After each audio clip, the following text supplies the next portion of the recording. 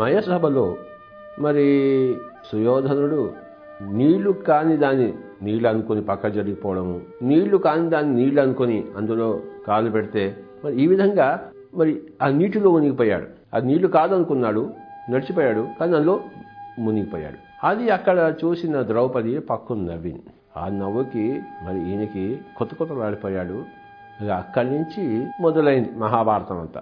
అసలు రామాయణం మొదలైంది ఆ సీత యొక్క ఆ మాయాలేడి అక్కడి నుంచి. అలాగే ఆ మయసభలో భ్రమల్లో పడిపోయిన సుయోధనుడు మరి పరిశీలన చేయలేదు. ఇది నీళ్ళ కాదని మెల్లిగా కాలుతో తడిచి చూసి ఆ తర్వాత చూడొచ్చు కదా, నాకంతా తెలుసులే అనుకున్నాడు అనమాట. కంటికి కనపడేదే సత్యం అనుకున్నాడు. సీత కూడా కంటికి కనబడే సత్యం అనుకుంది, దానిలో మరి బాధలు పడింది. అపియరెన్సెస్ ఆర్ డిసెప్టివ్ అన్నాడు ఇంగ్లీష్లో. అంటే నీకు కంటికి కనబడే దృశ్యము అది నిజము కావచ్చు, అనిజము కావచ్చు. కొంచెం పరిశీలన చేయవలే, పరిశోధన చేయవలే.